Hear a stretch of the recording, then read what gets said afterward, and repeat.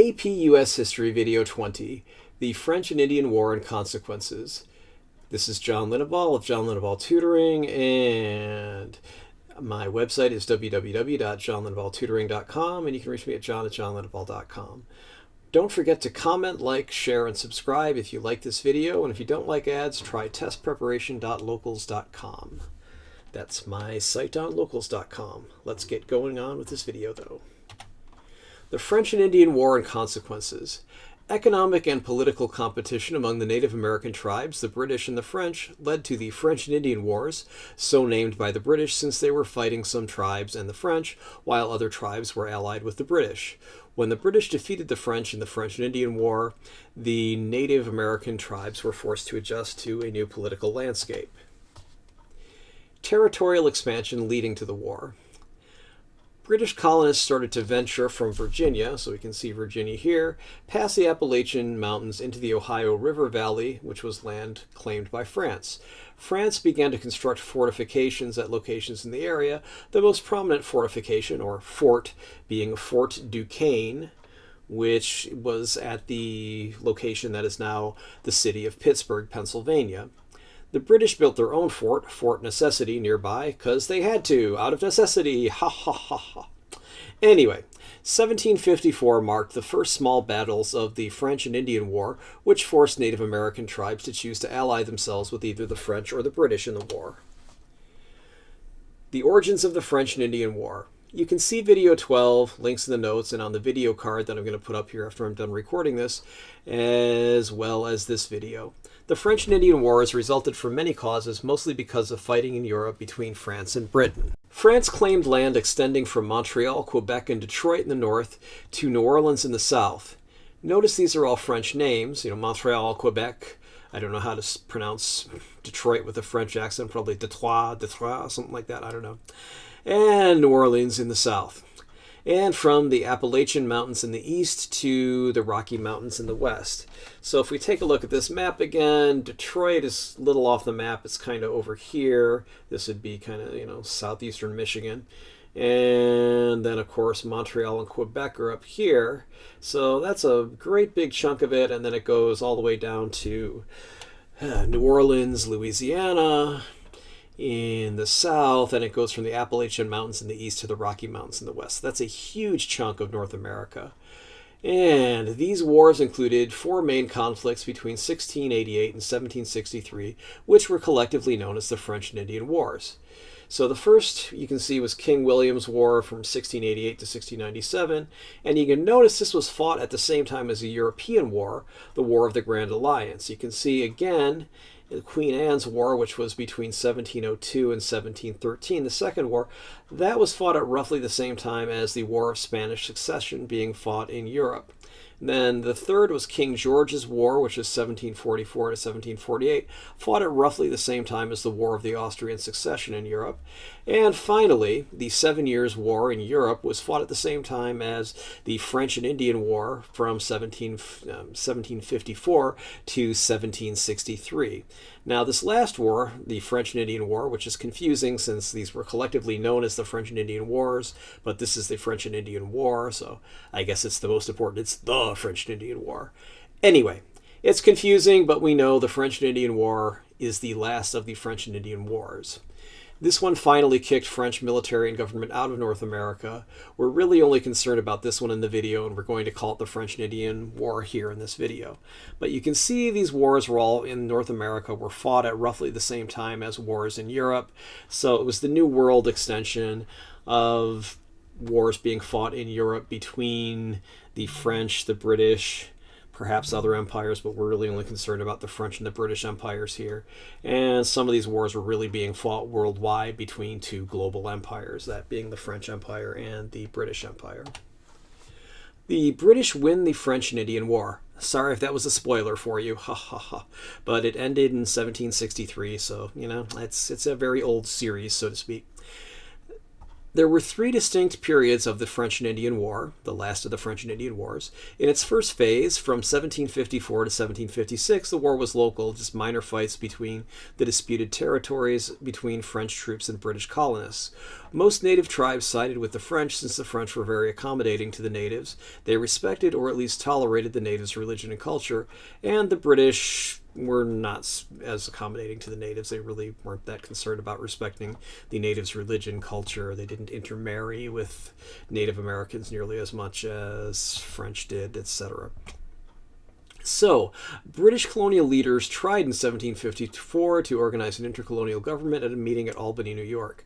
Benjamin Franklin's proposal, the Albany Plan of Union, I should say, was rejected by the delegates. Meanwhile, British colonists were losing battles against the French. And you can see the Albany Plan of Union in this cartoon, Join or Die. Hopefully you've seen this before. If you haven't seen it before, well, now you have. So South Carolina, North Carolina, Virginia, Maryland, Pennsylvania, I think that's a P, I don't think that's an R, that's kind of a weird thing. New Jersey, New York, New England, so we can see if you don't join, you're going to die. But the Albany Plan of Union didn't work. The British win the French and Indian War. In the second phase from 1756 to 1758, the British government, led by Prime Minister William Pitt, took over the war. Pitt alienated many colonists by forcing some into the British military and commandeering supplies for the colonists. Naturally, the colonists resisted, which endangered the British war effort. They didn't want to be forced into the military, and of course they didn't want the British military taking their things. The third phase, from 1758 to 1761, was a phase in which Pitt worked with colonial legislatures and sent more British troops instead of conscripting colonists. This worked, and the French surrendered at Montreal. 2 years later, the French and British signed a formal treaty. The Treaty of Paris, 1763, ends the war. The French and Indian War was ended by 1763, the Treaty of Paris that was signed in 1763, as I just said. France ceded practically all of its land in North America to the British, including all land in Canada and east of the Mississippi River. France ceded its holdings west of the Mississippi, the Louisiana Territory, to Spain. Now, I had a previous video criticized by someone who lives in Montreal who said, Louisiana was a French territory. Yes, it was, but it was ceded to Spain, and this is an animated GIF. So here we can see Colony of Louisiana, Spain. So after 1763, including 1789, 1800, these were Spanish territories, the colony, And then Louisiana Purchase, this ended up under United States control, and then you can see basically the United States took this over. And this also shows what were slave states, what were free states at these different times, and shows where other countries were. So, but by 1861, this was all the United States. All right, let's move on. Debt and taxation following the French and Indian War. So now we're back in 1763. After the French and Indian War, Britain had huge war debts from near constant warfare from the early 1700s until 1763. Since the British colonists presumably gained the most from victory over the French, the British government believed it was fair to make them pay for debts incurred in the French and Indian War, as well as continued military protection. And really the French and Indian Wars in general, not just the last French and Indian War. They said, well, we fought this for you guys. We're providing you all this protection protection by sending troops, etc. Yeah, we need you to pay. The colonists were not huge fans of the new taxes, especially after decades of, in quotes, salutary neglect, where basically, yeah, there were taxes, but they weren't collected very efficiently, and colonial industry kind of developed without a lot of British oversight.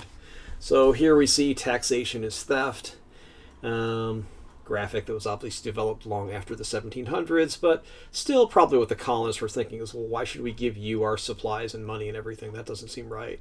And we'll hear later about taxation without representation, a problem that Washington, D.C. deals with today. And taxes. Notice you're getting squished by the finger of the man here when you're paying your taxes. So that's probably how the British colonists felt about having to pay taxes to Great Britain.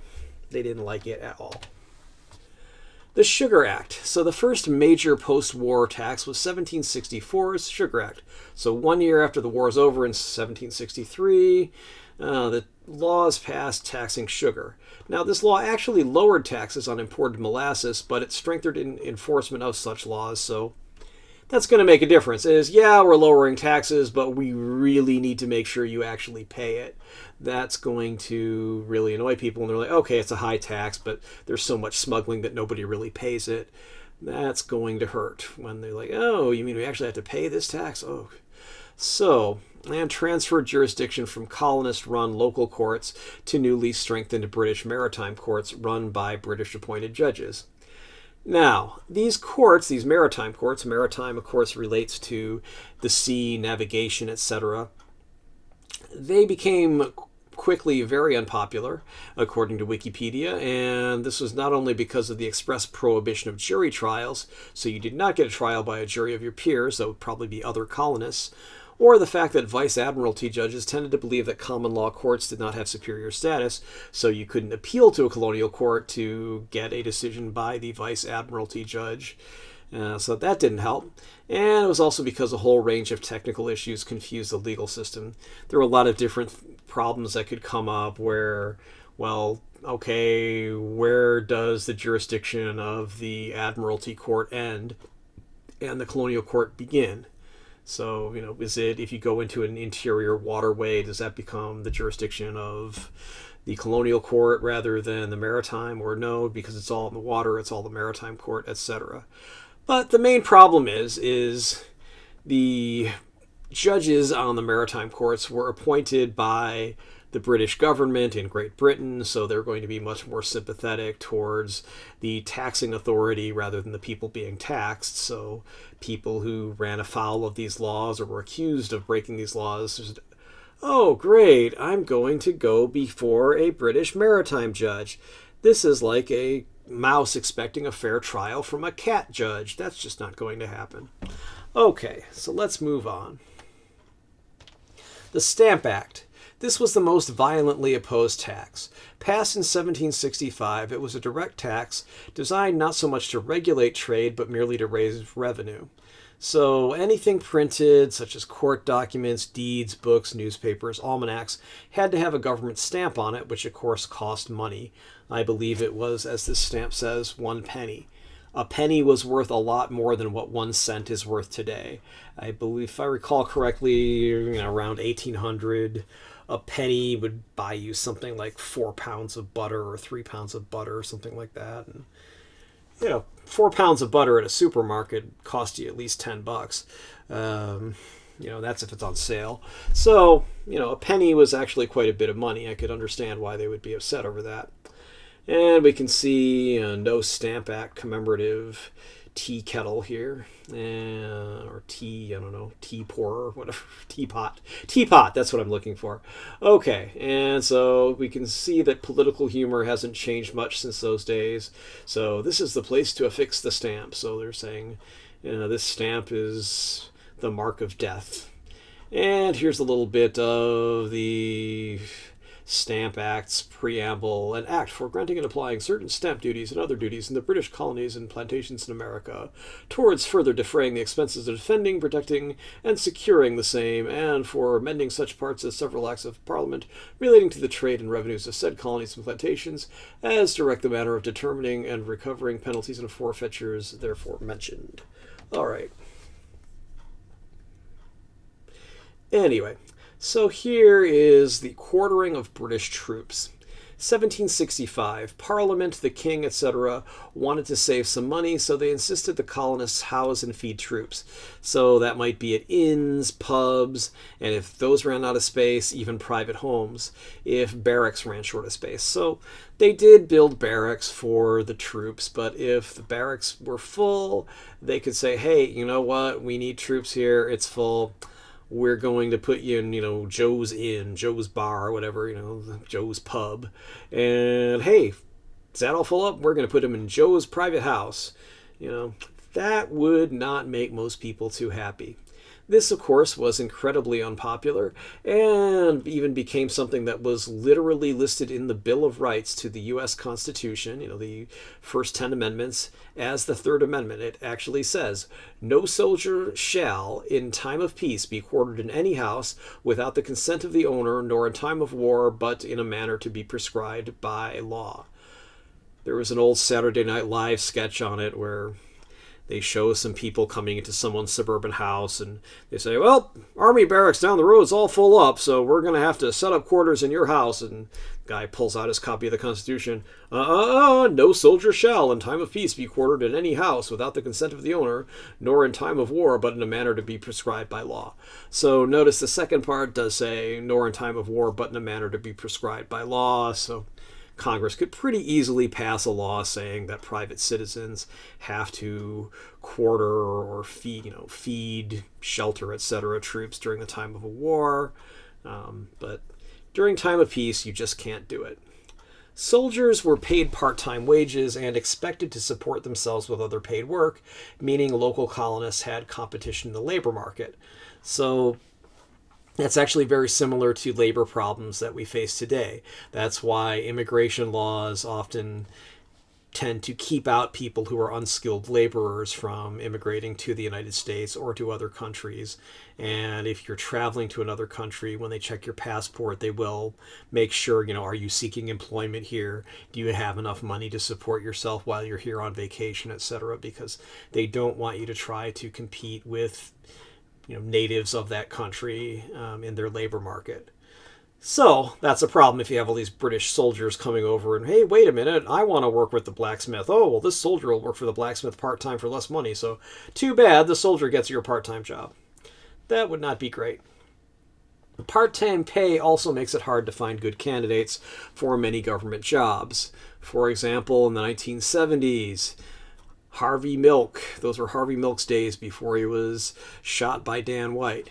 Dan White was a supervisor for the city and county of San Francisco who unfortunately didn't understand that a supervisor's pay at that time was still part-time pay. It wasn't a full-time job, or at least it was a full-time job for which he was only paid part-time pay. So he actually took a pay cut from being a police officer, and that caused some pretty serious problems for him. And there's a lot of things. Sometimes mayors of small towns, it's the same thing. They end up having to work a full-time job for really what's part-time pay. So I can see that being a problem with British soldiers. They're being shipped over here. They're already not being paid enough. Probably they only took the job because they couldn't find any other work. And now they're looking for a place to stay. They're looking for some work to support themselves. So that's certainly going to cause some tension with the colonists. Did you find this video useful? If you did, please like it and subscribe to my channel. Neither action costs you anything. You'll be alerted about my new videos. Why do I care? Well, it's simple. YouTube doesn't let me share any ad revenues unless I have 1,000 subscribers and 4,000 hours. That's 240,000 minutes of view time in a year. While many people are watching these, I don't have 4,000 hours of watch time. I also don't have 1,000 subscribers at this time. You want to see this without ads? Try joining my community at testpreparation.locals.com. For the same reasons, you're not only welcome, but encouraged to share links to this video, put it in playlists, etc. I'm always happy to read and respond to constructive criticism or suggestions for new videos. I also reserve the right to delete comments from and block those who specialize in destructive criticism, trolls, or things that are off topic, spammers and disturbed people. You can also hire me for tutoring. I'm always happy to work through Zoom or through other online video chat type things. And if you're in the San Francisco Bay Area, I can meet you in person, of course subject to social distancing requirements, mask requirements, etc. And I do travel to some other places, so if you'd like to meet with me in person, contact me and we might be able to arrange that. Thanks for watching. If you want my contact information or you want to see the disclaimer at the end, keep watching just for another minute or so. All right, contact me, Facebook, Instagram, email, phone. Facebook, I'm on facebook.com, just facebook.com/Linaball Tutoring, all one word. Instagram, It's Instagram.com/John Linneball Tutoring. Phone number 415-623-4251. It's my cell phone. You can text me if you want. Email john@johnlinneball.com. Website www.johnlinneball.com. www.johnlinneballtutoring.com. Those both take you to the same website. Again, testpreparation.locals.com is another option. And mail. You can mail me at John Linneball Tutoring, 1859 Powell Street, number 109, San Francisco, California, 94133. All right, hope you're having a good day.